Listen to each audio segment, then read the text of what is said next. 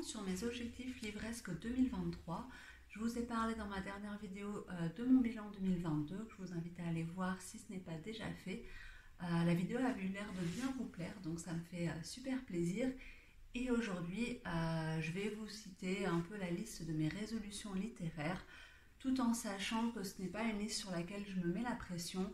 Pour moi, c'est vraiment parce que j'aime bien avoir une ligne de conduite, me fixer des objectifs et ensuite voir au fur et à mesure de l'année si je les atteins ou non.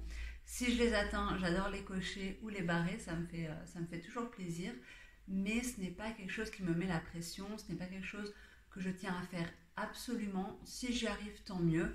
Si j'y arrive pas, c'est pas grave et je le remettrai dans mes objectifs de l'année d'après. On y va tout de suite. Alors, on va commencer. Vous remarquerez que j'ai pris un nouveau décor.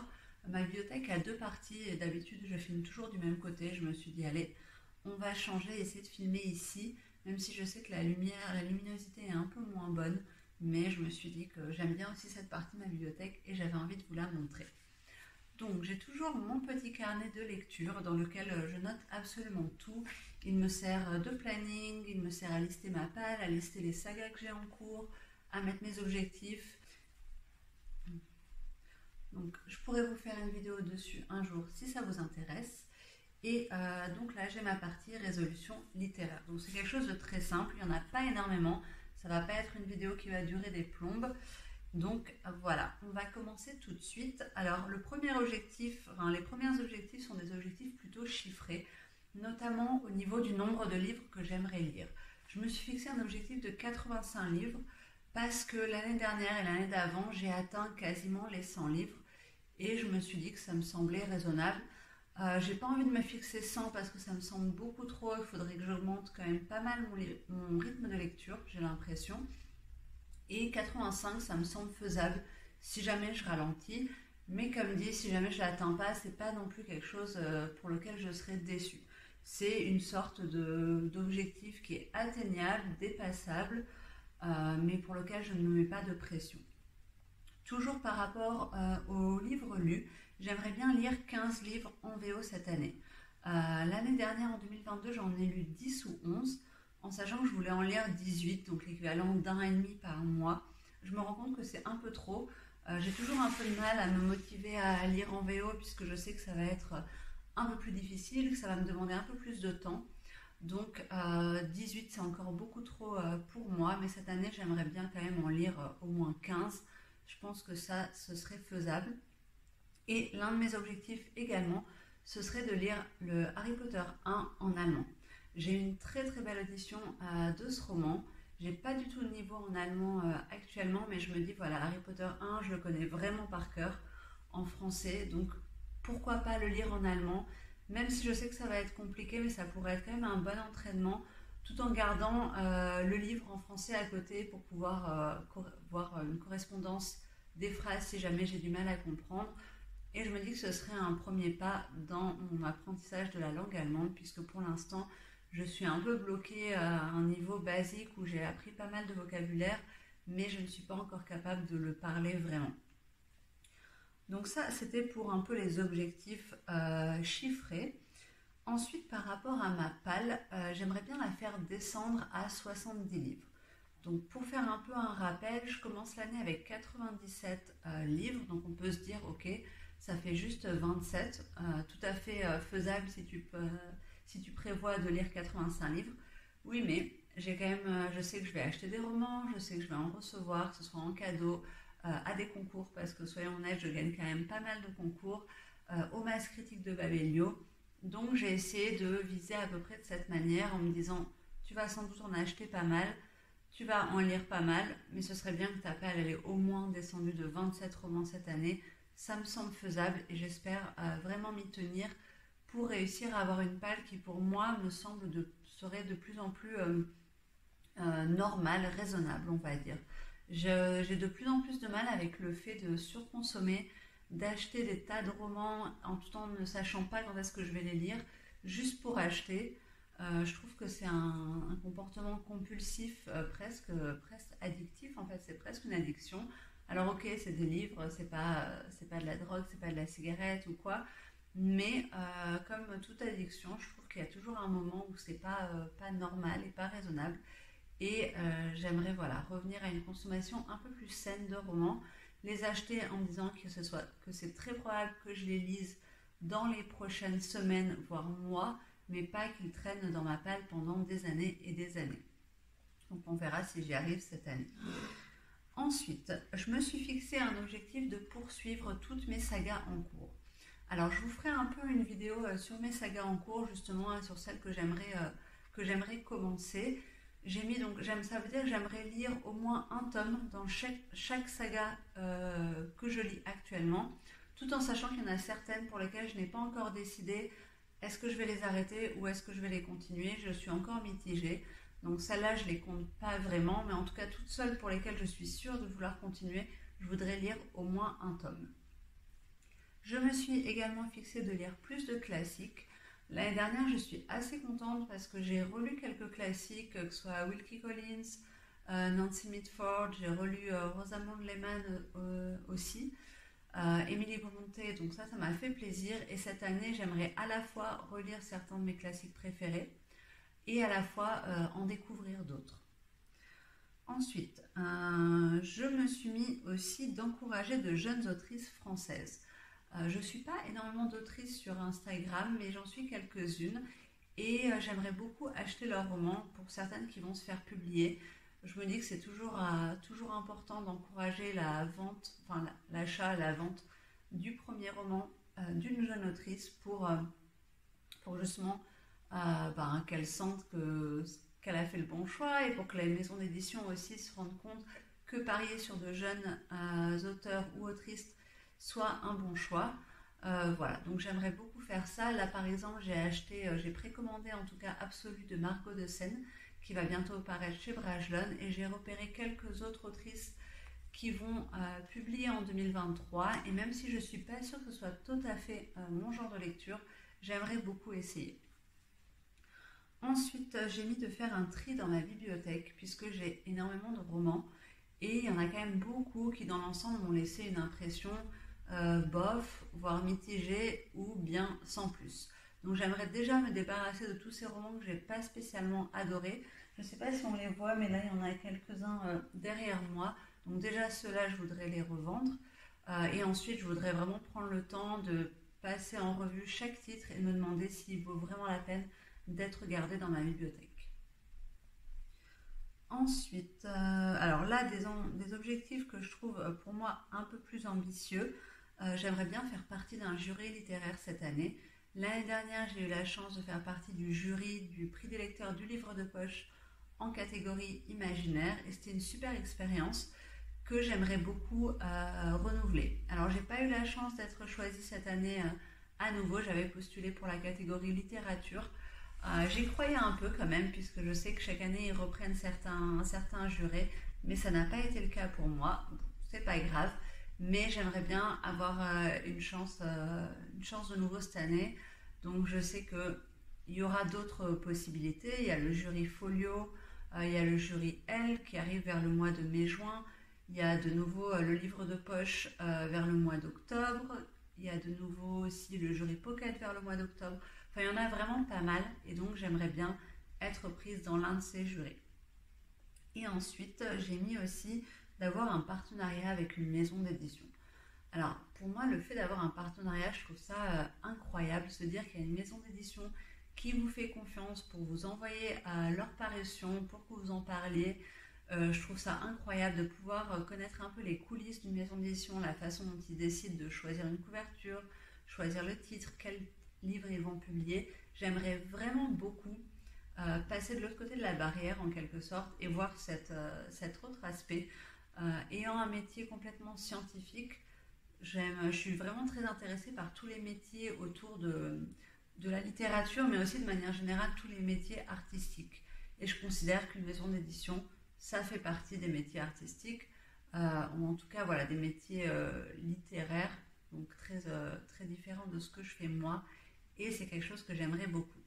Après, je sais que mon compte Instagram n'est pas très grand, ma chaîne YouTube non plus, donc c'est pas un objectif auquel je crois énormément.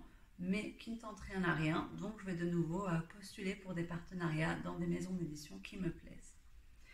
Et ça va ensemble, mais j'ai mis de publier plus régulièrement sur Instagram. Instagram, c'est un réseau social que j'adore, sur lequel je passe sans doute beaucoup trop de temps, mais je ne publie pas finalement assez, je pense, pour avoir un compte qui soit visible, pour que mes abonnés puissent se rappeler de moi. Je ne publie pas chaque critique de roman, une critique de chaque roman que je lis par exemple, parce que je trouve ça beaucoup trop chronophage. Mais je pourrais publier un peu plus. Je pourrais publier plus souvent au moins des critiques de mes coups de cœur, voire des romans que j'ai détestés. Je pourrais publier mes bilans lecture, je pourrais publier des focus sur des maisons d'édition, sur des auteurs. Et ça, c'est quelque chose auquel je pense souvent, mais finalement, je le fais jamais parce que je trouve pas le temps.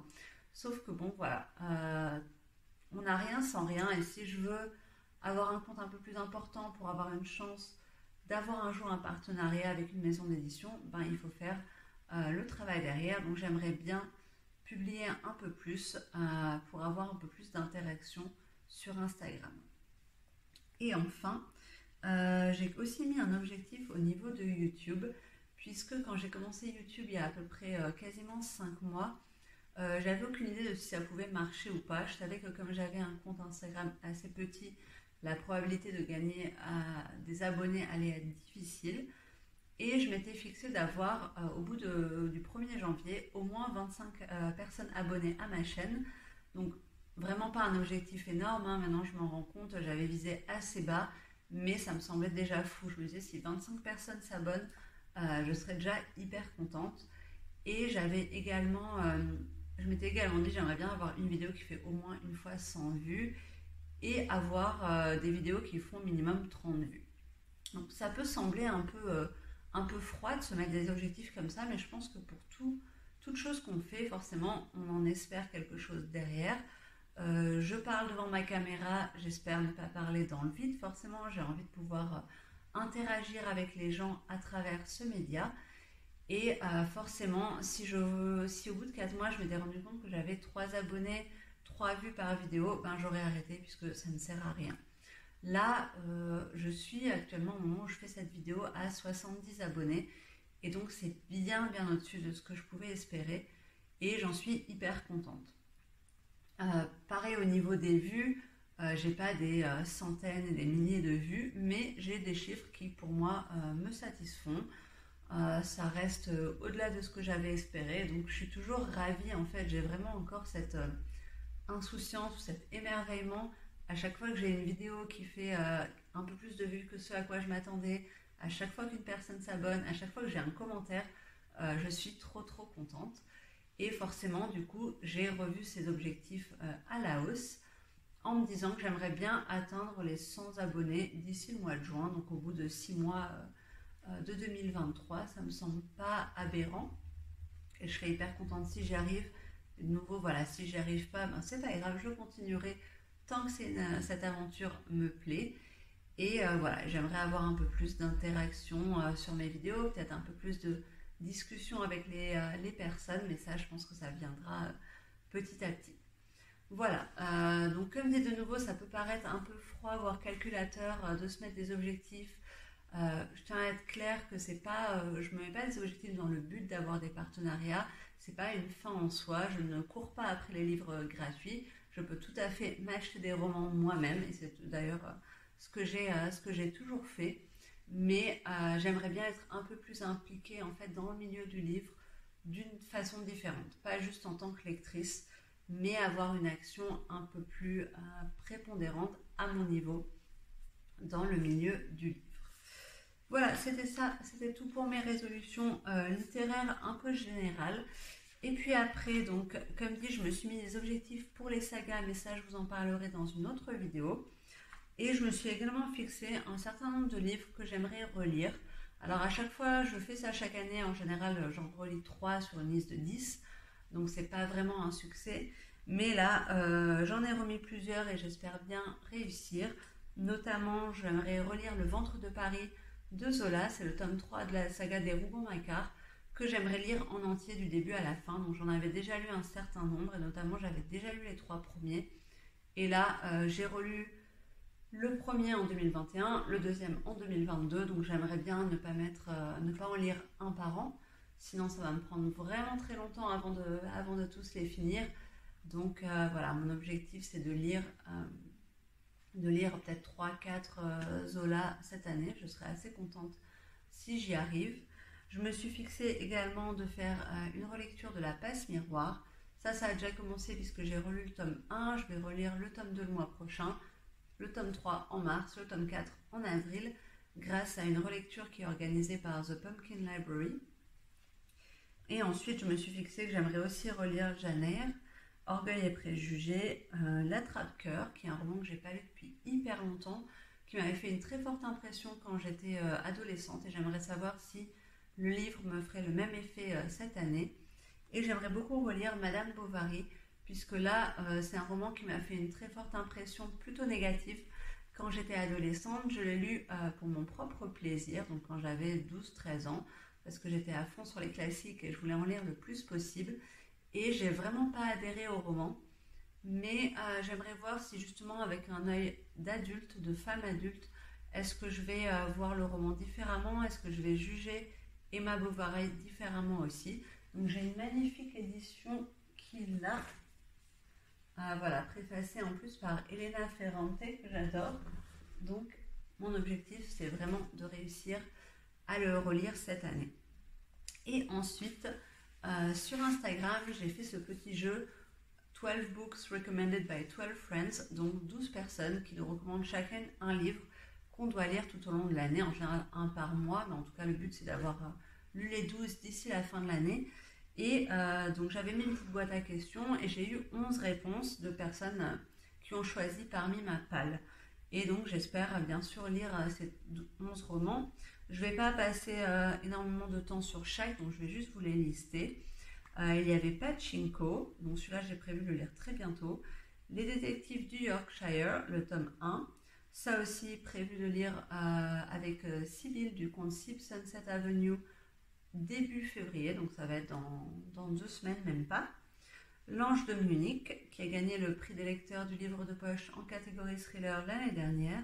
Le manuscrit perdu de Jane Austen. Un parfum de scandale, qui est le tome 3 de la saga d'Esther Mitford. Le roman du mariage, qui est un roman que j'avais commencé et dont j'avais lu peut-être 200 pages il y a quasiment 10 ans, je pense. Et ensuite, du jour au lendemain, je l'ai arrêté, je ne l'ai jamais repris, je ne sais pas pourquoi, parce qu'en plus j'avais bien aimé.